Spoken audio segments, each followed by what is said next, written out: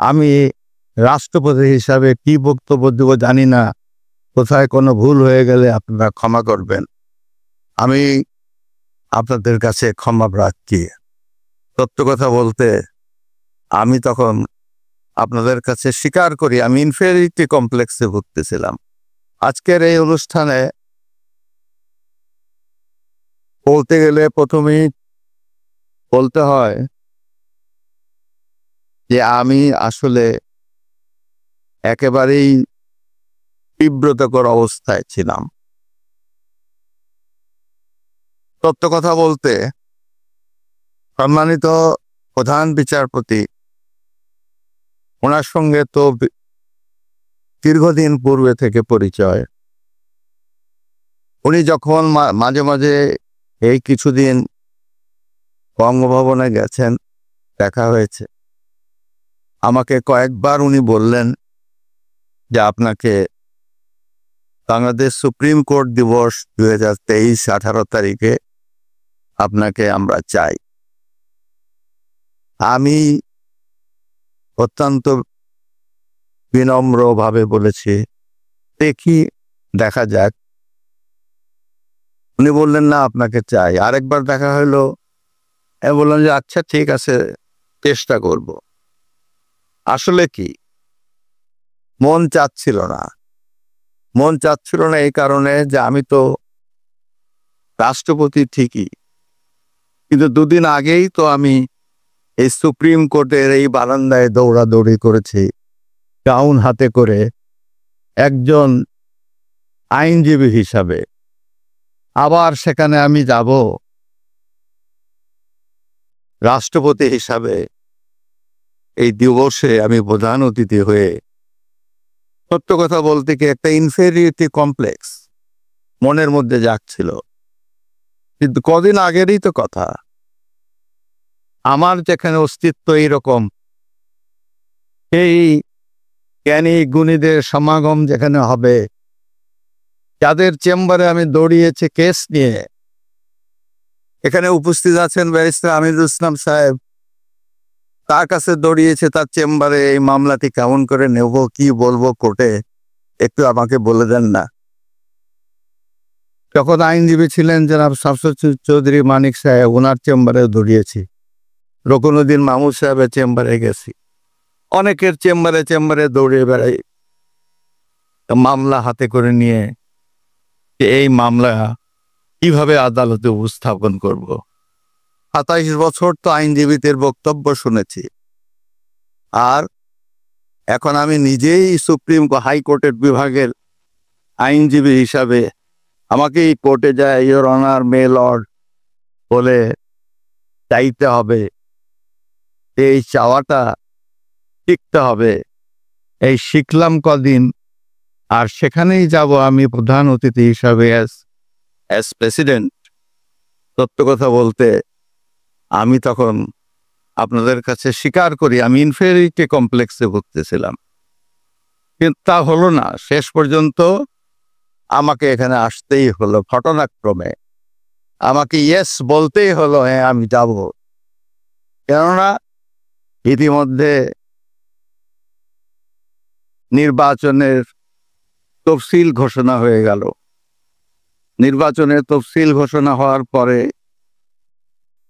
মাননীয় প্রধানমন্ত্রীর তার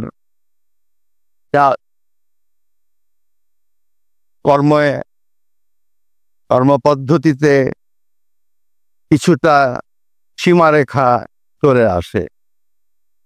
আমি ভেবেছিলাম যে গতবার যখন মাননীয় প্রধানমন্ত্রী এখানে বিশেষ অতিথি হিসাবে প্রধান অতিথি হিসাবে এসেছিলেন, এবার তিনি আসবেন শেষ পর্যন্ত। আমি না বলতে বলতে হয়তো মাননীয় প্রধান বিচারপতি তাকে অনুরোধ করবেন তিনি আসবেন, কিন্তু রাজনৈতিক সীমাবদ্ধতার কারণে তিনি আসতে পারেন নাই, বা তার আসার মতো সুযোগ ছিল না।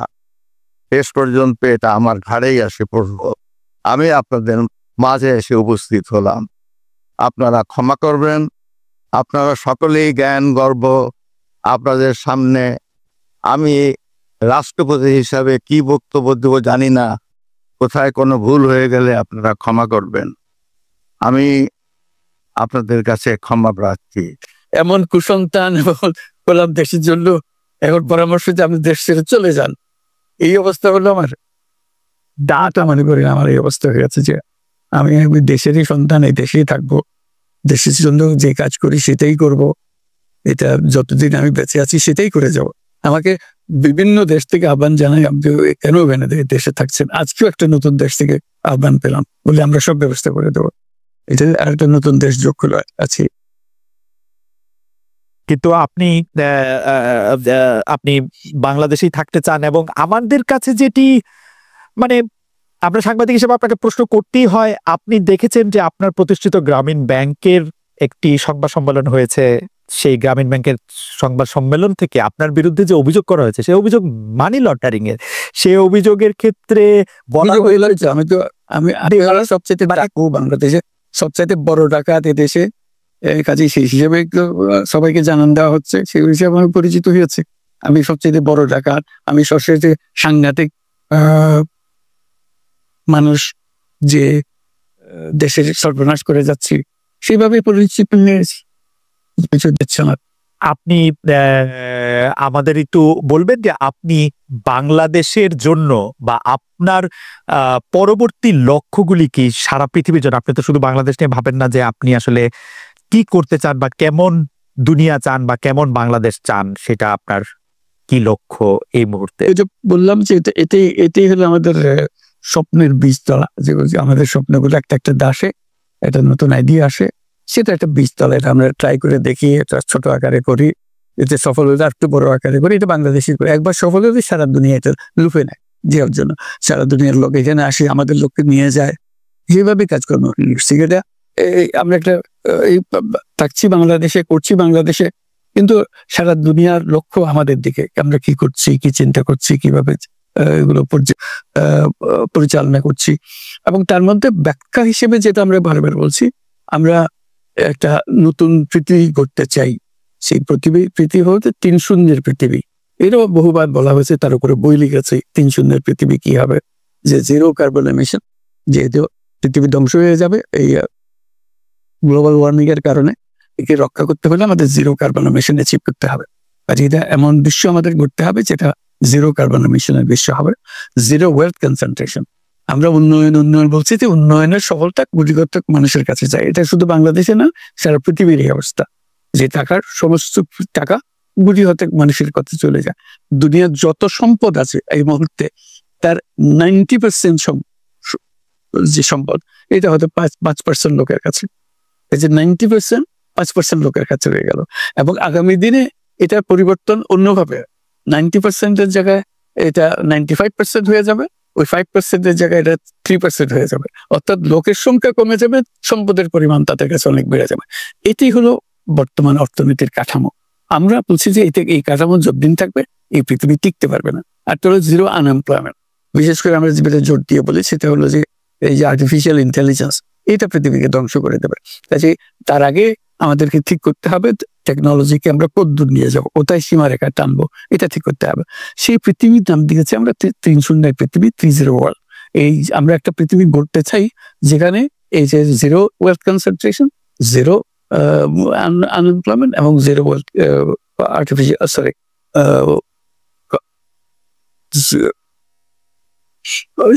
গ্লোবাল ওয়ার্মিং 0 হবে। এটাই এই 3টা 0-র মধ্যে আমরা থাকবো। তো সেটা আবার বিভিন্ন দেশে এটা পর্যালোচনা বৈঠক হচ্ছে, বিভিন্ন বিশ্ববিদ্যালয়ে সেটা নিয়ে আলোচনা হচ্ছে, আমাদেরকে আমন্ত্রণ জানাচ্ছে, আমরা সেগুলো বিশ্বকে বোঝানোর চেষ্টা করছি।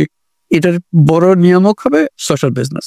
এই সোশ্যাল বিজনেসের মাধ্যমে এগুলো করা যাবে। সোশ্যাল বিজনেস সঙ্গে আসছে, সোশ্যাল বিজনেস এবং কত জায়গা থেকে কত ভিন্নভাবে এগুলো প্রসার করা হবে, সেটা আমাদের দায়িত্ব হয়। আমরা এগুলো ব্যাখ্যা করি, আমাদেরকে বিভিন্ন বিশ্ববিদ্যালয়ের মারফতে হয়।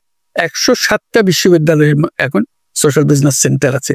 এটার নাম সাধারণত ইউনেস সোশ্যাল বিজনেস সেন্টার নামে পরিচিত হয়।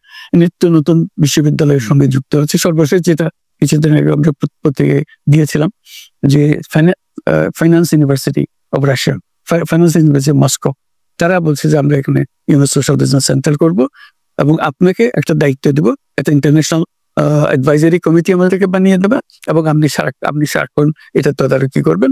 সেটা এই সপ্তাহের মধ্যে আরেকটা বৈঠক হবে, তাদের সঙ্গে জুম মিটিং হবে যে তারা অগ্রসর হচ্ছে। অর্থাৎ এটার গতি শুধু সীমাবদ্ধ কোনো বিশেষ ধরনের কাজে না। চায়না এটার একটা অগ্রগামী দেশ, যেটাতে সোশ্যাল বিজনেস নিয়ে তারা বহু পরিমাণ মনোযোগ দিচ্ছে। কাজে এইটা দুনিয়ার ডানে বাঁয়ে উত্তর দক্ষিণে সবার কাছে আছে। কাজে সেটাকে আমরাকে তুলে ধরছি। এটার আমাদের বড় বক্তব্যটা হলো যে বর্তমান যে কাঠামোর উপরে বিশ্ব পরিচালনা হচ্ছে, সেই কাঠামো, সেই বিশ্ব এটা আত্মঘাতী একটা বিশ্ব। এটা নিজেকে বিলুপ্ত করা ছাড়া এটার কোনো গতি নেই, যে গতিতে আমরা এগোচ্ছি।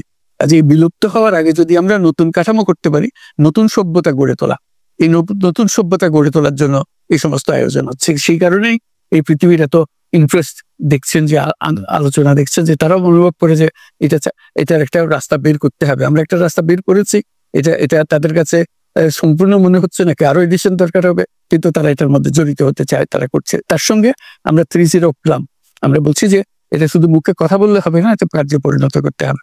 পাঁচজন সদস্য নিয়ে ইয়ুথদের মধ্যে প্রচার করার, যুবকদের মধ্যে প্রচার করার জন্য 12 বছর বয়স থেকে 35 বছর বয়স পর্যন্ত, এই বয়সের মধ্যে এই যে 5 জন মিলে একটা ক্লাব করবে, 3-0 ক্লাব। তাদের অঙ্গীকার হবে, আমি ব্যক্তিগতভাবে কার্বন এমিশন 0 করব, আমি ব্যক্তিগতভাবে ওয়েলথ কনসেন্ট্রেশনকে বন্ধ করব, আমি ব্যক্তিগতভাবে আনএমপ্লয়মেন্টকে বন্ধ করব। এটা ব্যক্তিগত, আমি এমন কিছু কাজ করব না যাতে এগুলো প্রসারিত হওয়ার সুযোগ পায়। কাজে 5 জনে প্রত্যেকে এটা যখন সফল করবে, তাদেরকে বলা হবে 30%। এই 5 জন যদি 30% হতে পারে এবং আরো ক্লাব যদি 30% সৃষ্টি করতে পারে, আমাদের বক্তব্য হলো তাহলে আমরা 3-0 বিশ্ব গড়তে পারবো। কারণ ওরা জিনিসটা সৃষ্টি করছে আমরা নিজেরাই ব্যক্তিগতভাবে। এই যে ওয়েস্ট, প্রচুর ওয়েস্ট, আমরা বর্জ্য, এই বর্জ্যতেই আমরা শেষ হয়ে যাব। কাজে আমি বর্জ্যের আমি যদি 30 ক্লাব করি, প্রথম কাজ হলো আমি যে জিনিস আমার দরকার নেই সেই জিনিস আমি কিনবো না। কিনলে এটা ফেলে দিতে হবে, এক সময় ফেলতে হবে। বর্জ্য পরিকল্পনা এবং তার রেকর্ড আছে, একদিনে 13টা মারছে, আরেকদিন 11টা মারছে, এরকম রেকর্ডও সে সৃষ্টি করছে। সেই কিনারকে নিয়ে এখন সিনেমা বানাইতে চায়, চিন্তা করেন। তখন আমি ওনাকে বললাম যে দেখেন, অনেক টাকা পয়সার ব্যাপার, আপনি তো এখন এই ঘটনাগুলো চোখে পড়ছে, জানতে পারছেন, যার জন্য সিনেমা বানাইতে চান। কিন্তু এটা সিনেমা তার নাটক না যে 2 সপ্তাহ, 1 মাসে, 2 মাসে বানায় ফেলাম। এটা বানাইতে 1 বছরের উপরে সময় লাগবে। তখন কি অবস্থা থাকবে? আজকের দিনের মতো কি 1 বছর পরে ওই দিন কি থাকবে? নাও তো থাকতে পারে, নতুন কিছু ঘটনা ঘটতে পারে। দেখা গেল যে তখন সেন্সারে দিলাম ছবিটা, সেন্সারে নিষিদ্ধ করে দিল যে না, আর্মির ব্যাপারে এত নোংরামি করা যাবে না, এত কাদা ছিটানো যাবে না, আর্মিকে বদনাম করা যাবে না। এরকম প্রশ্ন চলে আসবে না ভাই? চলে আসবে। আমি ওনাকে বুঝাইলাম একটু ঠান্ডা হন, সিচুয়েশন বুঝেন, পরে দেখা যাবে। যাই হোক, হ্যাঁ, এর আগে আমাকে একজন প্রডিউসার করছিল, মেজর সিনহা, ওই যে প্রদীপ মারছিল, যে অক্সিজেনের রাস্তায় প্রদীপ মারছিল, যে ওই মেজর সিনহাকে নিয়ে ছবি বানাইতে করছিল। দেখেন, এই প্রদীপের কিন্তু ঝুলানের কথা, ফাঁসির কথা আমরা শুনছি, কিন্তু ফাঁসি বাস্তবায়ন হয় নাই। এত প্রমাণাদি থাকার পরও হচ্ছে কোনো কিছু সুরা হচ্ছে না। আইনগুলো কেমন জানি স্লো মোশনে দৌড়ায়। ওই যে সিনেমায় আমরা দেখি না, স্লো মোশনে দৌড়ে কাছে আদায় না, ওরকম ব্যাপার হয়ে গেছে আইন কানুনের ব্যাপার। যাই হোক, দেশ কি অবস্থা আছে এটা নিয়ে একটু আলোচনা করি। দেখেন, আজকে একটা 5 মিনিট 5.5 মিনিটের অডিও কল শেখ হাসিনা এবং হাসানুল হক তথ্যমন্ত্রী ছিল, আমাদের তথ্যমন্ত্রী। হায় ওনার টেলিফোন যদি বাইর করেন রেকর্ড, গোপন রেকর্ড যদি বাইর করে, সব পাইবেন ভাই, খালি নারী ঘটিত কেস পাইবেন তো। কিন্তু দেখেন সে টেলিফোনে কি আলাপ করতেছে, একেবারেই দালাল চামচা, হায় কিভাবে কথা বলতেছে। সে বলতেছে আপনি যে সিদ্ধান্তটা দিচ্ছেন খুব কারেক্ট সিদ্ধান্ত দিচ্ছেন। কি সেটা জানেন?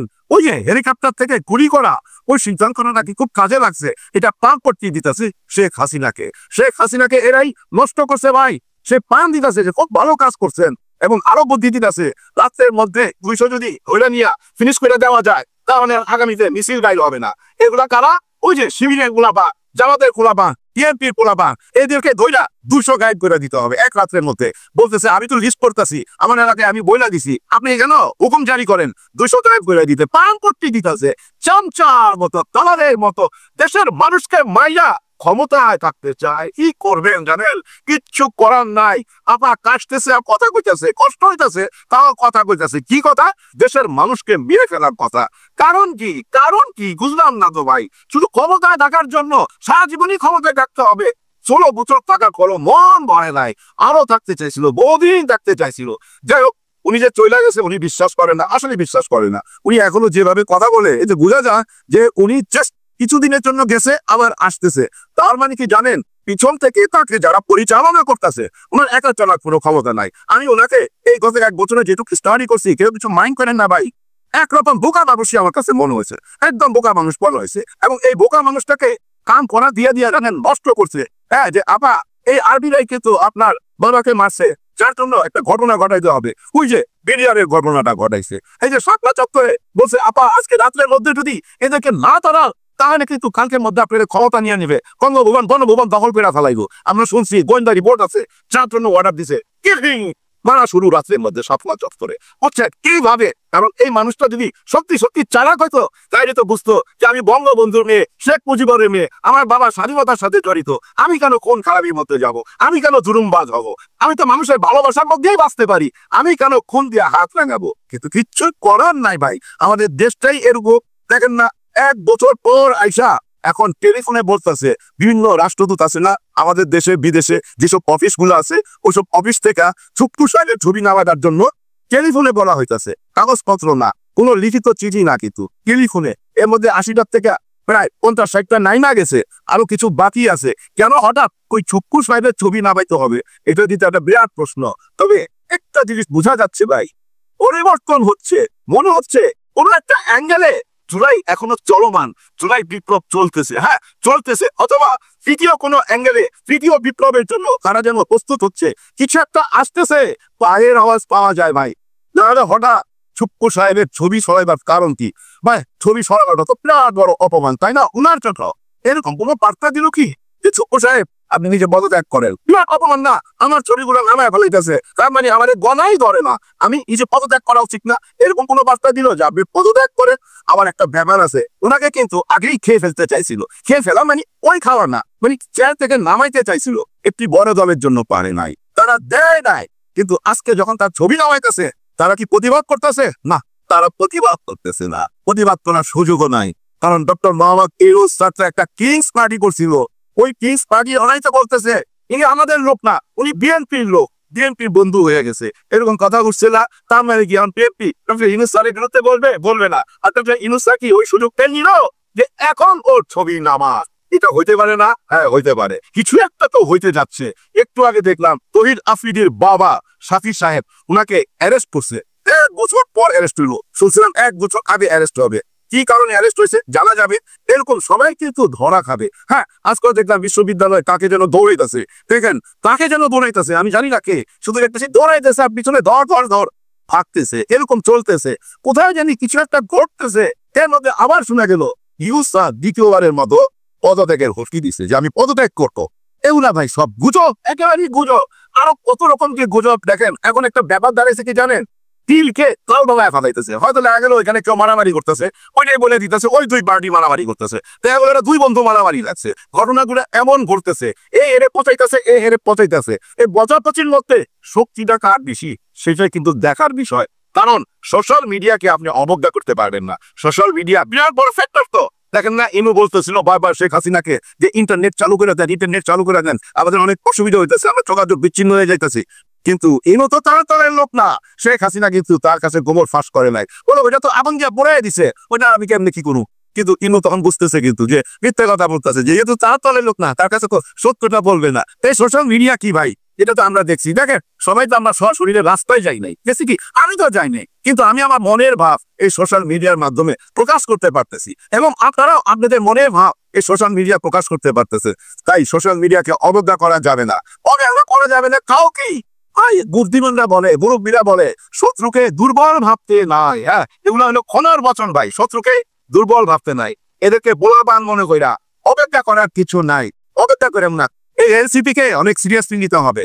ওরা যে কথাবার্তা গুলা বলে সোশ্যাল মিডিয়াতে, যে বক্তব্যগুলা রাখে, এই বক্তব্যগুলার ভিতরে যদি আপনি ঢুকেন অনেক কিছু খুঁজে পাবেন। টোটাল কেসের চিত্রটা ফুইটা উঠে ভাই, বর্তমানের চিত্র, অতীতের চিত্র তো আমরা দেখছি, আমরা তো সবাই সাক্ষী এ দেশে কি হয়েছে, তাই না? হেলিকপ্টার থেকে গুলি করতে দেখছি। এই যে জিয়াউল আসাম সিরিয়াল কিলার, এর কথা কি আমরা আরে শুনি নাই, জানতাম? অত এত প্রমাণ ছিল না, কিন্তু আমরা জানতাম আওয়ামী লীগের আমলেই এসব কানা ঘোষণা হইতো। কি আমরা কিছু করতে পারছি? কিচ্ছু করতে পারতাম না। আমরা কি জানতাম না দেশের টাকা বাইরে নিয়ে চলে যেতেছে? শেখ হাসিনা নিজেতে বলতেছে আমার বাড়ির টাকা 400 কোটি টাকা নিয়ে গেছে। 400 কোটি আমাদের সামনে বিরোধী হাজার হাজার কোটি টাকা মাইনা দিল এবং এয়ারপোর্ট দিয়া তাকে পার করে দিল। সে ভিডিও ফুটেজ তো আমরা দেখলাম। এভাবে সবাইকে পার করে দিল আওয়ামী লীগ সরকার। শেখ হাসিনা সেদিন যদি বিরোধীকে অ্যারেস্ট করে ফেলায়, তাহলে তো ভাই দেশের চেহারাই বদলা যায়। ওই ক্যাসিনো অভিযানের মতো যদি অপরাধ জগৎটাকে ধ্বংস করে দেয়, তাহলে কেউ কি শেখ হাসিনারে গদি থেকে সরাইতে পারতো? ভাই সরাইতে পারতো না। আমরা সাধারণ জনগণ কি চাই? দেশের শান্তি চাই, লুটপাট চাই না। 1,18,000 কোটি টাকা চোখের সামনে দিয়া পার করে দিব, তাও তো আমাদের জ্ঞান হয় না, তাই না? আমার জ্ঞান হয় না, আমরা দেশ নিয়ে ভাবি না। এই মাসে 5ই আগস্ট থেকে 15ই আগস্ট পর্যন্ত বা আজকের দিন পর্যন্ত একবার চোখ বুলান তো চারিদিকে, কি মনে হয় নতুন নতুন ঘটনা ঘটতেছে না? এই যে ছুপ্পু সাহেবের ছবি নামানো, এটা একটা নতুন ঘটনা না? ভূত করো নতুন ঘটনা ভাই এটা। তার মানে কি নতুন বাংলাদেশ? নতুন বাংলাদেশ হইতেই হবে, এটারই ইঙ্গিত বহন করে। কেউ হতাশ হবেন না, সবাই এক জায়গায় আসবে, এটা মাথায় রাখেন। সবাইকে এক জায়গায় আনার জন্য যা যা করার দরকার সব করা হয়ে গেছে, চাল বিছানো হয়ে গেছে। এখন শুধু জাল টানার ব্যাপার। ওই যে ঝাঁকি জাল মানে না, ওই ঝাঁকি জালের দড়িটা কিন্তু হাতে বান্ধা থাকে, মরে মাইলা আস্তে আস্তে টানে আর ওর মধ্যে মাছ আসে। এভাবে সবাইকে তাই না একটা জায়গায় আনতেই হবে এবং নতুন বাংলাদেশ করতেই হবে। আর নতুন বাংলাদেশ মানে কি ভাই? আমাদের সংবিধান, নতুন একটা সংবিধান। জুলাই সনদ মানে কি? জুলাই সনদ মানে নতুন একটা সংবিধান। আর এই নতুন সংবিধান সবাই মেনে নেন না ভাই। মেনে নিলে নতুন একটা বাংলাদেশ হয়ে যায়, তাহলে তার কোনো ভেজাল থাকে না। নতুন সিস্টেমে নির্বাচন হলে সব দলের লোকই তো সংসদে যাবে, মানে শত্রুতামি তার দরকার হয় না। এই সন্তান ব্যাপারটা মাইনা নেন ভাই, মাইনা নেন। দেশের স্বার্থে সবার জন্য সবাই দোয়া করবেন। আল্লাহ হাফেজ। তার মানে রাষ্ট্রপতি হচ্ছে প্রজাতন্ত্রের সর্বোচ্চ পদ। সেই প্রজাতন্ত্রের সর্বোচ্চ পদে অবস্থান করেও রাষ্ট্রপতি চুপ্পু বিদেশ যেতে পারছেন না। তিনি যেই রাষ্ট্রের সর্বোচ্চ পর্যায়ে আছেন, তিনি যেই রাষ্ট্রের মহামান্য রাষ্ট্রপতি, সেই রাষ্ট্রের সরকার তাকে বলতেছে যে আপনি বিদেশ যেতে পারবেন না। কারণ আমরা মনে করতেছি আপনি বিদেশ গেলে হয় পালিয়ে যাবেন এবং আমাদের সাংবিধানিক সফর হবে, অথবা আপনি বিদেশ গিয়ে আপনি এক পলাতক রাষ্ট্রপতি আরেক পলাতক প্রধানমন্ত্রীর সঙ্গে মিলে একটা পূর্বায় সরকার কাট দিবেন। দেখেন আমরা খুব চাকায় আছি, মানে কি সংকট শুরু হয়েছে আমাদের এই দেশে। গতকালকে মধ্যরাতে যখন বাংলাদেশের পররাষ্ট্র মন্ত্রণালয় থেকে সকল বৈদেশিক মিশনগুলোকে নির্দেশ দেওয়া হলো যে রাষ্ট্রপতি চুপ্পুর ছবি নামিয়ে ফেলতে হবে, তখনই এই গভীর রাতেই সমস্ত বাংলাদেশে একটা আলোড়ন সৃষ্টি হয় যে তাহলে কি রাষ্ট্রপতি চুপ্পুর দিন শেষ হয়ে যাচ্ছে? তাহলে কি রাষ্ট্রপতি চুপ্পুকে শীঘ্রই অপসারণ করা হবে? এবং আমরা অধীর আগ্রহ করলাম পুরো দিন, কিন্তু পুরো দিন ধরেও দেখলাম যে রাষ্ট্রপতি চুপ্পু তার পোস্ট দিয়ে গেছেন। কিন্তু তাহলে আমরা এটা আগেও বলেছি যে তাহলে হঠাৎ করে টেলিফোন কলের মাধ্যমে বলা হবে যে চুপ্পুর ছবি এখনই নামিয়ে ফেলো সমস্ত বৈদেশিক মিশন থেকে, এত আর্জেন্সি কেন? যদিও একটু আগে মুশফিকুল ফজল আনসারী, যিনি এখন মেক্সিকো রাষ্ট্রপতি, তিনি বলেছেন যে আমি আমার দূতাবাস থেকে চুপ্পুর ছবি নামাইনি, আমি নামিয়েছিলাম যখন আমি প্রথম দিন ওখানে গিয়েছি, কাজে আমার এখন আর ছবি নামানোর প্রশ্নই আসে না। কিন্তু যেসব দূতাবাস নামাইনি তাদেরকে এখন নামানোর জন্য বলা হয়েছে এবং তদারকি করার জন্য একজন স্পেশাল লোক নিয়োগ দেওয়া হচ্ছে। এবং দর্শক, আজকে আরেকটি ঘটনা, সেটা হচ্ছে যে চুপ্পু সরকারের কাছে আবেদন করেছেন, তিনি বিদেশ যেতে চান চিকিৎসার জন্য। তিনি অসুস্থ, তিনি বিদেশ যেতে চান। এবং অনেকেই মনে করতেছেন যে রাষ্ট্রপতি চুপ্পু একবার বিদেশ গেলে তিনি বাংলাদেশে আর ফিরবেন না। আপনি জানেন যে রাষ্ট্রপতি চুপ্পু তিনি কার্যত এখন গৃহবন্দী, তার কোনো ক্ষমতাই নেই। তিনি রাষ্ট্রপতি হিসাবে শুধু পদেই আছেন, কিন্তু কোনো ক্ষমতা নাই। তিনি একজন ফুললি গৃহবন্দী, তিনি বঙ্গভবন থেকে বেরো হন না। তো তিনি আবেদন করেছেন যে আমি চিকিৎসার জন্য আমি বিদেশ চলে যাব, কিন্তু সরকার তা নাকচ করে দিয়েছে। সরকার বলেছে যে না, দেশের এই সাংবিধানিক সংকটের ভিতরে আপনি কোথাও যেতে পারবেন না, যেহেতু এখন স্পিকার পদত্যাগ করেছে, ডেপুটি স্পিকার কারাগারে, সুতরাং এই সময় পিছনে গেলে একটা সাংবিধানিক সংকট তৈরি হতে পারে। এই কারণে সরকার তাকে যেতে দেয়নি। কিন্তু এখন দুটো ব্যাপার একটু সাংঘর্ষিক মনে হচ্ছে। এক হচ্ছে, যদি সরকার চায় যে রাষ্ট্রপতি চুপ্পুর অপসারণ, তাহলে রাষ্ট্রপতি চুপ্পু যদি বিদেশ যেতে চায় সরকারের তো খুশি হওয়ার কথা, আচ্ছা যান, আপত্তি দেখানো। কিন্তু রাষ্ট্রপতি চুপ্পুর ছবি নামানো হলো দূতাবাস থেকে।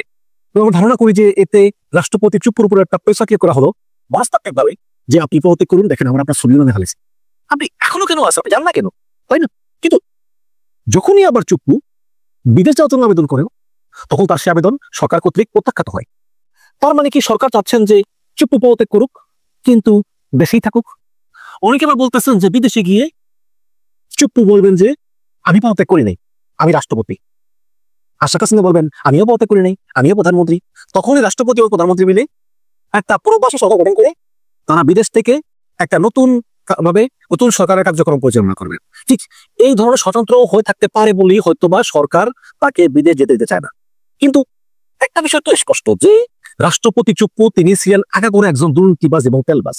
শোনা যায় তিনি যখন দুদকের কমিশনার ছিলেন তিনি 5,000 টাকা বন্ধ ঘুষ খেতেন। তিনি অ্যাসালমের ক্যাশিয়ার ছিলেন। অ্যাসালম যে কোটি কোটি টাকা লুট করেছে উনি তার সহযোগী ছিলেন। উনি তৈলাক্ত কলাম লিখতেন। শেষ পর্যন্ত শেখ হাসিনা হঠাৎ করে তাকে এনে রাষ্ট্রপতি বানিয়ে দিলেন। শেখ হাসিনা প্রধানমন্ত্রী হলে মূলত শেখ হাসিনা ছিলেন বাংলাদেশের রানী। মানে তার যখন যা খুশি তাই করতেন, তিনি তার সভা পরিষদের সঙ্গে কোনো কথা বলতেন না। যেদিন চুপ্পুকে রাষ্ট্রপতি বানানো হয় সেই দিন কেউ জানে না যে কে রাষ্ট্রপতি হবেন। হঠাৎ করে ওবায়দুল কাদের চুপ্পুকে দেখে চমকে উঠেছে, এই চুপ্পু হবে রাষ্ট্রপতি, কিন্তু তাই হয়েছে। এবং বাংলার ইতিহাসে সবচেয়ে অযোগ্য এবং তৈলবাজ রাষ্ট্রপতি যিনি শেখ হাসিনাকে বলেন যে আমি রাষ্ট্রপতি হওয়ার কারণে আপনার পদদুলি নিতে পারি না, কারণ রাষ্ট্রপতি প্রধানমন্ত্রীর চেয়েও পোস্টে বড়। তো সেই চুপ্পু অনেক দুর্নীতি করেছেন, দুর্নীতি করে দুবাইতে বাড়ি করেছেন, গাড়ি করেছেন, সম্পত্তি করেছেন এবং দুবাইয়ের আনলিমিটেড রেসিডেন্স পারমিটও আছে। তিনি কিন্তু গুণাঙ্গরাও বোঝেননি যে শেখ হাসিনা তাকে রাষ্ট্রপতি করে ফেলবেন। এজন্য তিনি মন মতো দুর্নীতি করেছেন এবং বুড়া বয়সে তিনি চলে যাবেন দুবাইতে। কিন্তু শেখ হাসিনা তাকে রাষ্ট্রপতি বানিয়ে বঙ্গভবনে রেখে দিয়ে একদিন শেখ হাসিনা পালিয়ে গেলেন। এখন উনি পড়লেন বিপদে। এবং শেখ হাসিনা যখন পালিয়ে যায় এবং গণভবন ছাত্র জনতা করে ফেলে, তখন রাষ্ট্রপতি চুপ্পু নাকি এভাবে কাঁদতেছিলেন ভয়ে এবং ঘন ঘন পাল্টে যাচ্ছিলেন। কারণ তিনি মনে করেছেন যে এখন বঙ্গভবনের দিকে জনতা আসবে, কিন্তু জনতা যায়নি, এটা তার সৌভাগ্য। এখন সেই চুপ্পু চলে যেতে চান বিদেশে, কিন্তু সরকার যেতে চায় না। আবার সরকার চায় চুপ্পু পদত্যাগ করুক। কিন্তু আমার কথা হচ্ছে যে গত বছরের অক্টোবরে যখন ছাত্র জনতা বঙ্গভবনের বাইরে আন্দোলন শুরু করলো চুপ্পু পদত্যাগের দাবিতে, তখন তো বিএনপি, সেনাবাহিনী এবং মার্কিন দূতাবাসের বিরোধিতা করেছিল।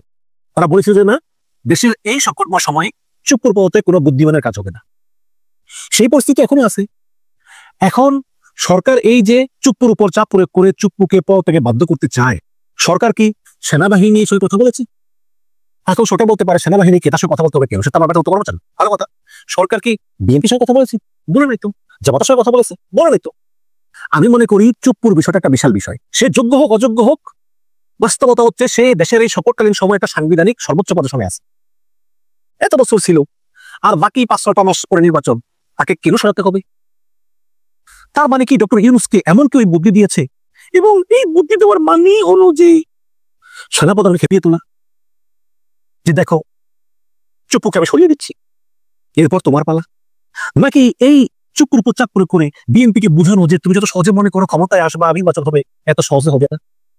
ইউনূস কি আসলেই সরকারের প্রধান, নাকি সরকারের ভিতরে সরকার আছে? এই সরকারের পাওয়ার সেন্টারটা কোন জায়গায়?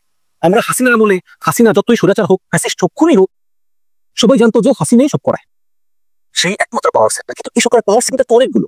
মানে কোন পাওয়ার সেন্টারে কোন হিডেন আরেকটা পাওয়ার সেন্টার আছে যেটা আমি দেখতে পাচ্ছি না, যেটা অদৃশ্য, সব কাজকর্ম করে গোপনে, সেই পাওয়ার সেন্টারটা কোথায়? এবং সে কেন অন্য পাওয়ার সেন্টারকে লেজে খেলাতে চায়? সে কেন সেনাবাহিনীর মতো পাওয়ার সেন্টারকে রাগিয়ে দিতে চায়? সে কেন বিএনপির মতো পাওয়ার সেন্টারকে উস্কানি দিতে চায়? সমস্যাটা কি, এটা আমাদের বুঝতে হবে। তো আমি মনে করি যে আমার ব্যক্তিগত অভিমত, রাষ্ট্রপতি চুপ্পুর অপসারণ এই মুহূর্তে কোনো সঠিক সিদ্ধান্ত না। সে তো এমনিতেই গৃহবন্দী, তার নাই কোনো ক্ষমতা, তার ঢাল নাই, তার অনলাইন দিলাম সর্দার। অনেকে বলছেন যে রাষ্ট্রপতি চুপ্পু জরুরি অবস্থা ঘোষণা করতে পারে। কিন্তু দর্শক, রাষ্ট্রপতি চুপ্পু বাংলাদেশ সংবিধান অনুযায়ী কোনো জরুরি অবস্থা ঘোষণা করতে পারেন না যদি সেই কাগজে প্রধান উপদেষ্টা সাইন না থাকে। সুতরাং ইউনূস ছাড়া রাষ্ট্রপতি চুপ্পুর কোনো ক্ষমতা নাই। এবং ডক্টর ইউনূস চুপ্পুকে পছন্দ করেন না। ডক্টর ইউনূস শপথ নিয়েছেন চুপ্পুর কাছ থেকে, ওই দিনই শেষ। তারপর থেকে ইউনূস কোনোদিনই চুপ্পুর সঙ্গে দেখা করতে যাননি। যদিও নিয়ম আছে যে প্রধানমন্ত্রী বিদেশ সফর থেকে আসলে বা বিদেশ সফর যাওয়ার আগে রাষ্ট্রপতির সঙ্গে পরামর্শ করেন, যারা হাসিনা করতেন, খালেদা জিয়া করতেন। কিন্তু ইউনূস বলতেছেন যে না, আমি চুপ্পু মতো লোকের কাছ থেকে কোনো পরামর্শ গ্রহণ করবো না, কারণ সে আগাগোড়া দালাল হতে পারে। কথা মিথ্যা নয়, কথা সত্য। তো এখন যে চুপ্পুকে এতদিন ধরে সহ্য করলেন, সেই চুপ্পুকে এখন এমন কি চাপ প্রয়োগ করতেছেন যে চুপ্পু একদম বিদেশ যাওয়ার জন্য পাগল হয়ে গিয়েছে। আসলে হয় কি, মানে বঙ্গভবনের মতো সাহস থেকে কিন্তু চুপ্পুর মনে শান্তি নেই। সে ভয় থাকে, টেনশনে থাকে যে কি যেন কি হয়, কারণ সে তো অনেক অন্যায় করে চাকরি করেছে, করছে তো। তো এই কারণে তার কথা হচ্ছে যে যদি আমার রাষ্ট্রপতি পদ চলে যায়, আমাকে জেলে যেতে হয় এই বৃদ্ধ বয়সে, যেখানে হাটে উপরে হাত সাজি হয়েছে, তার চেয়ে বরং আমি একটা আপস মীমাংসা করে বিদেশ চলে যাই। তো তিনি বিদেশ যাওয়ার জন্য অ্যাপ্লাই করলেন, কিন্তু সরকার তাকে বিদেশ যেতে চায় না। তার মানে রাষ্ট্রপতি হচ্ছে প্রজাতন্ত্রের সর্বোচ্চ পদ। সেই প্রজাতন্ত্রের সর্বোচ্চ পদে অবস্থান করেও রাষ্ট্রপতি চুপ্পু বিদেশ যেতে পারছেন না। তিনি যেই রাষ্ট্রের সর্বোচ্চ পর্যায়ে আছেন, তিনি যেই রাষ্ট্রের মহামান্য রাষ্ট্রপতি, সেই রাষ্ট্রের সরকার তাকে বলতেছে যে আপনি বিদেশ যেতে পারবেন না। কারণ মনে করতেছি আপনি বিদেশ গেলে হয়